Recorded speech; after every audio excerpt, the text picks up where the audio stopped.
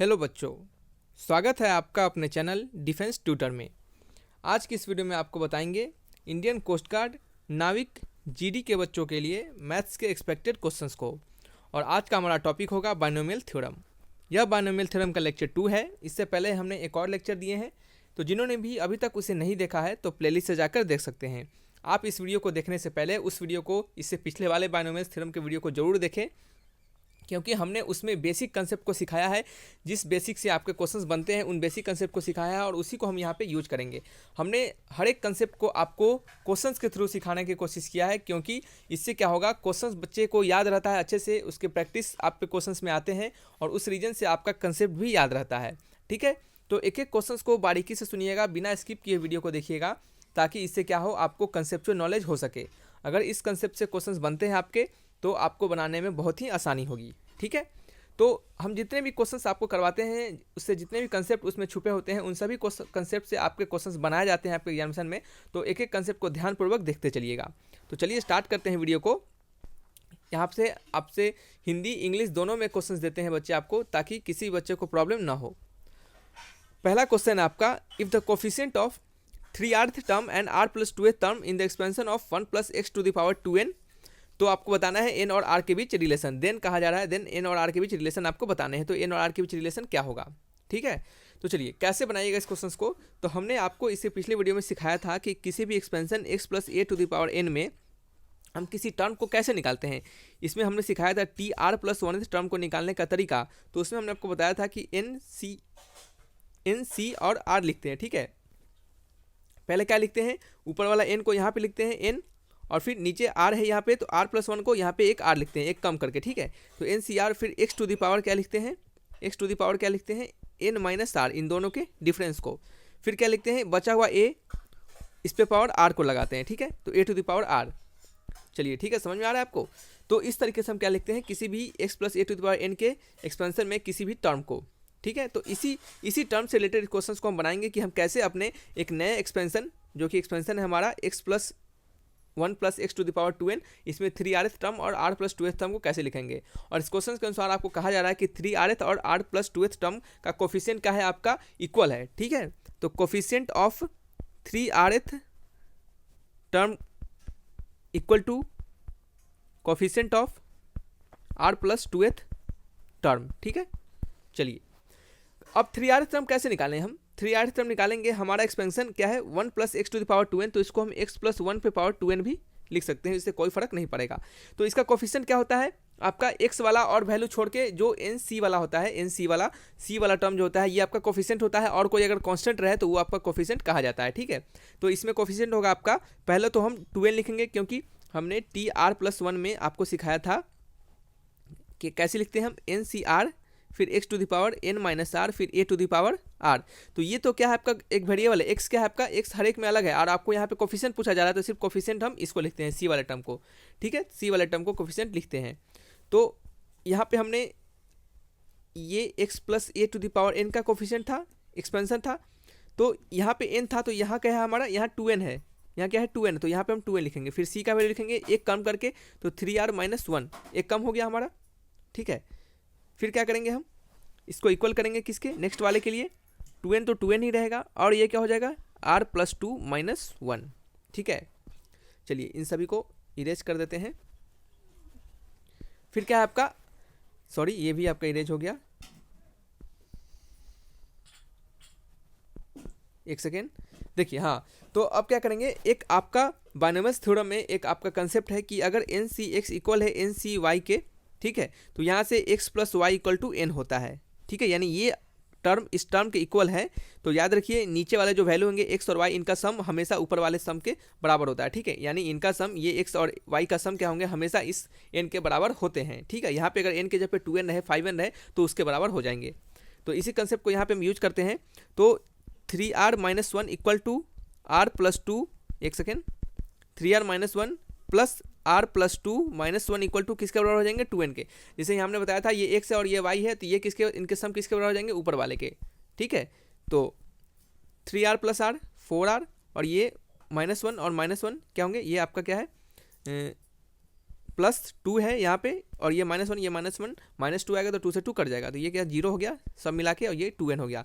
तो यहाँ से 2n इक्वल टू 4r हो गया, और n से 2 टाइम्स कट जाएगा 4, सॉरी 2 से 2 टाइम्स कट जाएगा 4, तो यहाँ से क्या मिला हमें value n equal to 2r, n equal to 2r। तो n और r के बीच relation n equal to 2r, option number A यानी ऑप्शन नंबर 1। तो इस तरीके से बनाते हैं क्वेश्चंस को, बहुत ही सिंपल तरीके से हमने आपको सिखाने की कोशिश की है। इसमें अगर कोई प्रॉब्लम आता है तो आप हमें जरूर बताइएगा, शायद आपको इसमें प्रॉब्लम नहीं आना चाहिए, अगर आता है तो बेझिझक आप कमेंट बॉक्स में लिखकर हमें जरूर बताइएगा। ठीक है, ठीक है, समझ में आ गया होगा आपको। चलिए नेक्स्ट क्वेश्चन की ओर बढ़ते हैं। If the ratio of coefficient of rth term and r plus 1th term in the expansion of 1 plus x to the power 20 is 1:2, then r का वैल्यू पूछा जा रहा है। कोफिशिएंट ऑफ rth टर्म और coefficient of r plus 1th term का ratio कितना है, 1:2 के बराबर है, तो r का वैल्यू क्या होगा। तो चलिए बनाते हैं हम इसको। rth टर्म का कोफिशिएंट ये x प्लस 1 पे पावर 20 है, तो इसमें rth टर्म का कोफिशिएंट कैसे निकालेंगे, तो NCr-1, ठीक है। तो n के जगह पे क्या डालेंगे, 20 है तो 20c डाल देंगे, क्या डालेंगे 20cr-1 अपॉन नीचे क्या r प्लस 1th टर्म, तो 20cr क्या हो गया 20cr, ये किसके बराबर हो गया आपका 1/2 के बराबर हो गया। ठीक है, किसके बराबर हो गया 1/2 के बराबर हो गया। तो इसको क्या करते हैं, थोड़ा सा हम और जगह बचा के थोड़ा सा कम जगह में लिखते हैं ताकि क्या हो अच्छे से सॉल्यूशंस को बना सके। तो ये हो गया आपका NCr-1 अपॉन NCr किसके बराबर था 1/2 के बराबर था। तो चलिए इसको खोलते हैं, तो n फैक्टोरियल हो जाता है, ये नीचे क्या होता है n माइनस r प्लस 1 का फैक्टोरियल, और ये क्या होगा फिर r-1 का फैक्टोरियल। ठीक है, ऊपर वाला क्या हो गया ये इंटू में, और ये क्या हो गया आपका नीचे वाले को तोड़ेंगे तो ये n फैक्टोरियल हो गया, और फिर इसके नीचे जो लिखेंगे इसके बदला हम यहाँ पे लिख देते हैं। ठीक है, एक ही बार में डायरेक्ट। तो ये कितना हो जाएगा n माइनस r का फैक्टोरियल, और ये आपका r का फैक्टोरियल। ठीक है, ये किसके बराबर हो गया 1/2 के बराबर। तो n फैक्टोरियल से एक n फैक्टोरियल कट गया, और फिर क्या होगा देखिए सभी टर्म को काटने का तरीका होना चाहिए। देखिए कैसे काटते हैं हम, n माइनस r हो गया ये, और इसका फैक्टोरियल, और आपका क्या हो गया ये r है तो इसको हम r बाहर लिखेंगे, r-1 फैक्टोरियल इसे लिख सकते हैं। ठीक है, फैक्टोरियल को तोड़ने का तरीका होता है इस तरह, जैसे 5 फैक्टोरियल को कैसे तोड़ते हैं हम, 5 फैक्टोरियल को तोड़ते हैं बच्चे, एक कम करते जाते हैं 5 4 3 2 1 इस तरह से। ठीक है, तो r को एक r पीछे कर दिया और उसे एक कम करके r-1, फिर अगला क्या होगा r-2, इस तरह करके टूटेगा। फिर नीचे क्या है आपका n माइनस r प्लस 1 करेंगे, और इसका फैक्टोरियल है तो एक प्लस माइनस हो जाएगा, तो n माइनस r का ये क्या हो गया n माइनस, एक सेकेंड मार्कर नहीं ठीक से चलता है बच्चे तो थोड़ा सा प्रॉब्लम हो जाता है बार बार लिखने में। तो ये क्या हो गया n माइनस r का फैक्टोरियल। ठीक है, और ये क्या हो गया आपका r-1 का फैक्टोरियल इक्वल टू 1/2 के। तो r-1 का फैक्टोरियल r-1 का फैक्टोरियल कट गया, n माइनस r का फैक्टोरियल n माइनस r के फैक्टोरियल से कट गया, और ये हो गया r upon n minus r plus 1 equal to 1/2। ठीक है, और देखिए बच्चे एक आपको यहाँ पे कंसेप्ट को याद दिलवाना चाहेंगे और आपको बताना भी चाहेंगे कि हमेशा याद रखिए कि ये NCr क्या याद रखना है, यहाँ पे लिख देते हैं हम NCr अपॉन NCr-1 का वैल्यू जो होता है, NCr अपॉन NCr-1 का वैल्यू होता है वो होता है बच्चे n माइनस r क्या होता है आपका n minus r plus 1 upon r। ठीक है, ये होता है n minus r upon n minus r plus 1 upon r, और ये जो होता है आपका बहुत ही क्या है एक आपका बेस्ट और कह सकते हैं इंपॉर्टेंट फार्मूला होता है, और ये आपको बहुत सारे जगह आपको यूज करने के लिए दिया जाता है। तो इसको अगर आप याद कर लेते तो देखिए आपको कितना समय एग्जाम में बचता है। तो इसको अगर आप याद रखते तो सीधे आप यहाँ पे क्या करते, इसका रिवर्स है क्या है, देखिए इसका रिवर्स यहाँ पे फॉर्मूला लिखा गया है, तो आप सीधे क्या करते उसको उलट के लिख देते, और यही आया भी है r upon n minus r plus 1, r upon n minus r plus 1। ठीक है, तो यही आया, तो इतना आपको करने का कोई जरूरत नहीं पड़ता। ठीक है, तो ये सभी क्या होते हैं छोटे छोटे फार्मूला जो होते हैं आपको एग्जामिनेशन में इस तरीके से हेल्प करते हैं, तो इसको आप याद करके रखिएगा। वैसे हमने इसके लिए एक और क्वेश्चन दिया है लास्ट में, यहाँ पे पर्टिकुलर इसी फार्मूला को हमने एक्सपैंड करके बताया है, और उसको आपको याद करने के लिए भी कहेंगे, और आप उसको याद रखिएगा क्योंकि ये आपको बहुत जगह हेल्प करेगा। तो चलिए बस इसे तोड़ लेते हैं, तो ये आपका हो जाएगा 2r, क्या हो जाएगा इसे इरेज कर देते हैं, इस इतने को कोई काम नहीं है इसका। ये हो गया आपका 2r इक्वल टू क्या हो गया n माइनस r प्लस 1, ये आपका हो गया 3r equal to n plus 1, क्या हो गया 3r equal to n plus 1। ठीक है, तो यहाँ पे r का वैल्यू क्या है, r का वैल्यू 20 है, क्या है r का वैल्यू सॉरी n का वैल्यू क्या है 20 है, n का वैल्यू 20 है, तो डाल देते हैं n की जगह 20, तो 3r इक्वल टू 20 प्लस 1, तो ये कितना हो गया आपका 3r इक्वल टू 21, तो r इक्वल टू क्या होगा 3 7 21, यानी option number 4 is the right answer. तो देखिए इस तरीके से क्वेश्चंस को बनाते हैं, और जो हमने आपको सिखाया है इस फॉर्मूले को याद करना, तो इसको आप जरूर से ज़रूर याद करके रख लीजिए। ठीक है, दिमाग में सेट कीजिए। यहाँ पे कहा जा रहा है ratio of NCr, ratio of, देखिए ये जो NCr है इसको हम एक नया तरीका C से n, r इस तरीके से भी लिखते हैं। ठीक है, तो इसको देख के कन्फ्यूजन थोड़ा सा भी नहीं होना है। ठीक है, तो चलिए एन सी आर का रेशियो किससे, N C R minus one के रेशियो का बताना है कि इसका रेशियो किसके बराबर होगा। ठीक है, इसका रेशियो किसके बराबर होगा। तो अभी तुरंत हमने आपको एक्सपेंड करके इसको सिखाया था कि इसे हम N factorial upon R factorial into N minus R का फैक्टोरियल लिख सकते हैं। ठीक है, और नीचे वाले को एन फैक्टोरियल और ऊपर वाले को N minus R plus one का फैक्टोरियल, और ये क्या हो गया आर माइनस वन का फैक्टोरियल। ठीक है, तो ये एन फैक्टोरियल से एक एन फैक्टोरियल कट जाता है और यहाँ पे क्या होता है N minus R plus one बाहर आ जाएगा और ये आपका निकल के क्या हो जाएगा एन माइनस आर फैक्टोरियल हो जाएगा, क्योंकि हर एक फैक्टोरियल में एक एक माइनस होते चलता है। और ये हो गया आपका आर माइनस वन का फैक्टोरियल और नीचे क्या हो गया आपका आर फैक्टोरियल, और इसको आर माइनस वन फैक्टोरियल इस तरह के लिख सकते हैं आर के फैक्टोरियल को एक एक कम करके। और ये हो गया एन माइनस आर का फैक्टोरियल, ये एन माइनस आर का फैक्टोरियल कट जाएगा, ये आर माइनस वन इस आर माइनस वन के फैक्टोरियल से कट जाएगा। तो आंसर क्या होगा N minus R plus one upon R. ठीक है, N C R upon N C R minus one का फॉर्मूला होता है यही, N minus R plus one upon R, N minus R plus one upon are, यानी option number 1।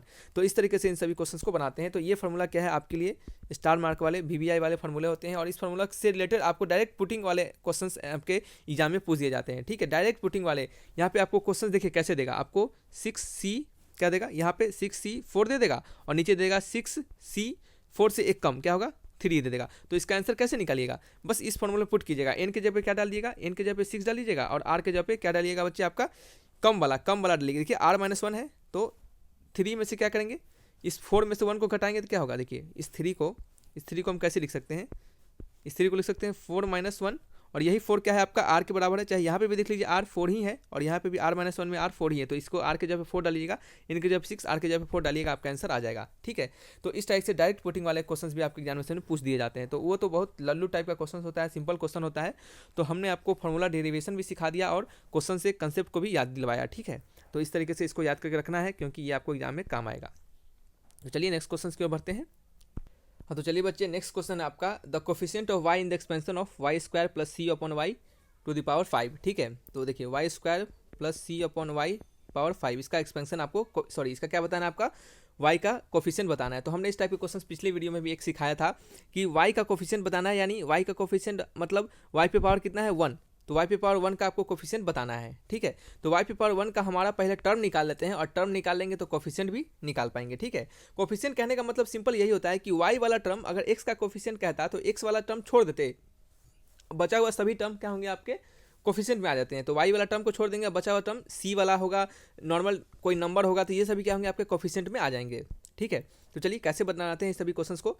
तो यहाँ पे हम t क्या मानेंगे r प्लस वन, हम मानते हैं कि r प्लस वन टर्म जो होगा हमारा क्या होगा r plus one term in expansion of Y square plus C upon Y to the power 5 have power of y equal to 1 क्या होगा, जिनके पावर का y क्या होगा 1 का पावर होगा। ठीक है, तो कहने का मतलब है कि हम r प्लस वन टर्म को मानते हैं कि हमारा उसी टर्म में जो होगा y का पावर क्या होगा 1 होगा। ठीक है, देखिए कोई भी एक्सपेंशन ऑफ y यहाँ पे पूछ रहा है, अगर y स्क्वायर का पूछ दिया जाता है तो आप सबसे पहले क्या कीजिए कि आप उस टर्म को फाइंड कीजिए जिसमें आपका y का पावर 2 है। अगर यहाँ पे क्वेश्चन y पे पावर 5 पूछ देता तो आप उस टर्म को फाइंड कीजिए जिसमें y का पावर क्या है 5 है। तो इस तरीके से हम पहले निकालेंगे। तो सबसे पहले तो हमको टर्म निकालना पड़ेगा, तो चलिए इन सभी को मिटाते हैं और हम क्या मानते हैं r प्लस वन टर्म क्या है हमारा एक्सपेंशन में आपका क्या है, जिसका पावर क्या है y का 1 पावर है। ठीक है, इसका क्या है y का 1 पावर है। ठीक है, y पे पावर 1 है।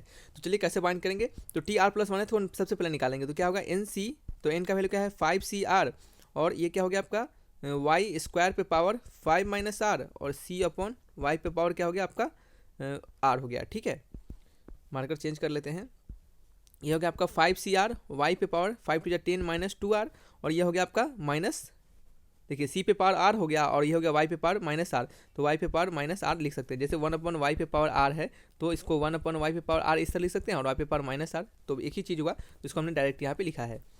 और फिर क्या करेंगे, यहाँ पे सी पे पावर आर लिख देंगे। क्वेश्चन में कहा जा रहा है कि कोफिशिएंट ऑफ वाई का कोफिशिएंट यानी वाई पे पावर 1 का कोफिशिएंट, तो इस पूरे टर्म को किसके बराबर कर देंगे हम 1 के बराबर कर देंगे। तो 10 माइनस 2R और माइनस आर क्या है 3R इक्वल टू 1, तो 3R इक्वल टू 9, तो R इक्वल टू 3, आर का वैल्यू 3 आ गया। तो हमें क्या निकालना था, इसका कोफिशिएंट निकालना था, तो आर का वैल्यू 3 आ गया। तो हमारा टर्म क्या होगा आर प्लस वन टर्म, तो 3 प्लस वन यानी फोर्थ टर्म ऐसा होगा जिसमें वाई का पावर 1 होगा। ठीक है, तो हम उसको निकालेंगे, तो 3 प्लस वन यानी T4 टर्म, तो यहाँ पे 5C आर के जगह पे 4 डाल देंगे, सॉरी आर के जगह पे 3 डाल देंगे क्योंकि हमारा आर का वैल्यू 3 आया है, और और क्या करेंगे, इसको तो छोड़ देंगे क्योंकि इसी का तो कोफिशिएंट निकालना था। कोफिशिएंट पे हमने आपको तुरंत सिखाया था कि इसको छोड़ के जो बचा हुआ वैल्यू 100, तो सी पे पावर क्या हो गया आपका 3 हो गया। तो सी क्यू वाला चेक कीजिए। तो सबसे पहले तो सी क्यू वाला क्या होगा, ऑप्शन नंबर आपका सी होगा। तो इसको सॉल्व करने का कोई जरूरत ही नहीं पड़ा, ठीक है। तो इसको लगेगा नहीं अब एग्जाम में सॉल्व करने, देख लीजिए कि आंसर मैच कर रहा है तो सही ही होगा, ठीक है। तो सॉल्व करने का भी तरीका हमने सिखाया था। 5c3 को 5 फैक्टोरियल अपॉन 3 फैक्टोरियल और 5 - 3 कितना होता है 2 फैक्टोरियल। तो इसको सॉल्व कर लीजिएगा, आंसर आ जाएगा। चलिए नेक्स्ट क्वेश्चन की ओर बढ़ते हैं। आपको कहा जा रहा है 1.1 टू द पावर 1 10 100 1000 10,000। ये कितना है 1.1 टू द पावर 10,000 का आपको बताना है कि क्या इसका वैल्यू 1000 से ज़्यादा होगा, ठीक है। तो बच्चे तो सबसे पहले इसको देख के क्वेश्चन को छोड़ देंगे, कहेंगे बहुत भारी क्वेश्चन है, इसको बनाने का कोई जरूरत नहीं। तो ऐसा नहीं है, देखिए क्वेश्चंस बहुत सिंपल है, आपको इसके तरीका सिखा देंगे। तो इस टाइप से जितने भी क्वेश्चंस बनेंगे तो आप उसी तरीका पे लगाइएगा, आंसर आपका बिल्कुल आएगा, ठीक है। तो यहाँ पे क्वेश्चंस में कहा जा रहा है कि क्या 1.1 पे पावर 10,000 का वैल्यू 1000 से बड़ा होगा, छोटा होगा, इक्वल होगा, नॉन ऑफ दीजिए, यानी कुछ नहीं कह सकते। तो चलिए कैसे बनाते हैं देख लेते हैं। तो देखिए आपको 1.1 पे पावर कितना दिया रहा है 1 2 3 4, ठीक है। इसको इक्वल लिख सकते हैं हम 1 + 0.1 पे पावर क्या 10,000, 1 10 100 10,000, ठीक है। तो इस तरीके से हम इसे लिख सकते हैं। तो अब क्या करना है आपको, हमने आपको सिखाया था, क्या सिखाया था हमने कि किसी भी एक्सपेंशन को तोड़ने का तरीका पिछले वीडियो में भी हमने बताया था, और आपको TR+1 टर्म जब सिखा रहे थे तो वहाँ पे भी मैंने सिखाया। तो सबसे पहले क्या लिखते हैं NC, सबसे पहले क्या लिखते हैं NC0। जैसे आपका x + a to the power n को तोड़ने का तरीका क्या होता है NC0 x to the power n इंटू a टू द पावर 0। फिर क्या लिखते हैं plus NC1 x to the power n - 1 और a टू द पावर 1। तो इसी तरह अप टू आगे तक जाते हैं। तो सेम इसी एक्सपेंशन पे हम इसको भी तोड़ेंगे, देख लीजिए एक बार फिर से, ठीक है। चलिए मिटा देते हैं और इसी एक्सपेंशन पे इसको भी हम तोड़ लेते हैं। तो कैसे तोड़ेंगे, कैसे तोड़ेंगे बच्चे, इसको तोड़ेंगे हम, पहले n का वैल्यू डालेंगे, n का वैल्यू 1 2 3 4, ठीक है। ये C 0 डालेंगे, फिर क्या डालेंगे 1 पे पावर क्या डालेंगे 10,000, ठीक है। ये वाला पावर इसको माइनस इतना, यानी 1 2 3 4 -0 करते हैं तो बात तो वही होगा ना, ठीक है। तो फिर क्या होगा आपका 0.1 टू द पावर 0, फिर प्लस हो गया 1 2 3 4 C1, फिर क्या हो गया 1 पे पावर आपका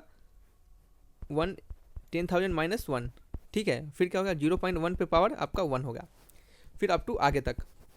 तो हम सिर्फ 2 ही टर्म को चेक करेंगे, क्यों, क्योंकि हमें पता करना है, हमें इसका वैल्यू नहीं निकालना है, हमें पता करना है कि क्या ये 1000 से बड़ा है, छोटा है या फिर क्या है, ठीक है। तो इसका वैल्यू हमको फाइंड नहीं करना है, हमें सिर्फ इसके एक्यूरेट वैल्यू को नहीं निकालना है, हमें सिर्फ अपने काम से मतलब रखना है। जल्दी से इतना निकाल के देख लेना है कि क्या इसका वैल्यू 1000 से ज़्यादा आ रहा है फिर नहीं आ रहा है। तो हम सिर्फ 2 ही टर्म को सॉल्व करेंगे और उस 2 टर्म को सॉल्व करने के बाद ही हमें सब कुछ पता चल जाएगा। तो देखिए ये NC0 का वैल्यू क्या होता है 1 होता है। कैसे होता है देखिए n फैक्टोरियल अपॉन n - 0, तो n factorial into 0 factorial, 0 factorial का वैल्यू 1 होगा, n फैक्टोरियल से n फैक्टोरियल कट जाएगा तो क्या होगा 1 होता है। तो इसका वैल्यू 1 हो गया, और 1 पे पावर एनीथिंग 1 ही होता है, और 0.1 पे पावर 0 यानी एनीथिंग पे पावर 0 1 होगा। तो पहला तो 1 हो गया, ठीक है। प्लस या 10,000 C1, तो इसका वैल्यू कितना होगा 10,000 C1 का वैल्यू क्या होता है बच्चे आपका 10,000 होता है, ठीक है।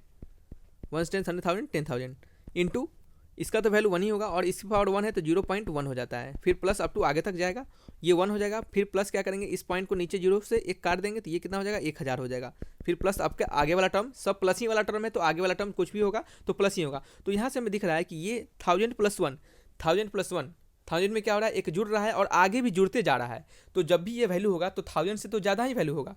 तो इस क्वेश्चन से में पूछा जा रहा है कि हमारा ये जो वैल्यू है ये क्या है, एक 1000 से ग्रेटर देन वैल्यू है या फिर लेस देन वाला वैल्यू है या फिर इक्वल टू वैल्यू है। तो क्या है आपका ये 1000 से ग्रेटर देन वाला वैल्यू है। कैसे वैल्यू है ग्रेटर देन वाला, क्योंकि यहाँ से हमें दिख रहा है कि ये 1000 में 1 जोड़ रहे हैं और आगे जोड़ते ही जा रहे हैं, ठीक है। तो यहाँ से हमें पता चला कि ये वैल्यू क्या है हमारा 1000 से जब भी होगा तो बड़ा ही होगा। तो इस तरीके से बहुत सारे क्वेश्चन बनाए जाते हैं आपके एग्जामिनेशन में, डिफरेंट तरीके से क्वेश्चन पूछे जाएंगे। आपको क्या करना है 1 + समथिंग के टर्म में तोड़ लेना है और क्या करना है अपने आगे जैसे जैसे हमने स्टेप सिखाए हैं उसी तरह प्रोसीड करने हैं। तो चलिए बच्चे वीडियो को रखते हैं यहीं पे। अगर अच्छा लगा तो प्लीज़ वीडियो को लाइक कीजिएगा, अपना स्कोर कमेंट बॉक्स में लिखकर हमें जरूर बताइएगा। तो रखते हैं वीडियो को यहीं पे। Thanks for watching my video, तब तक के लिए बाय बाय।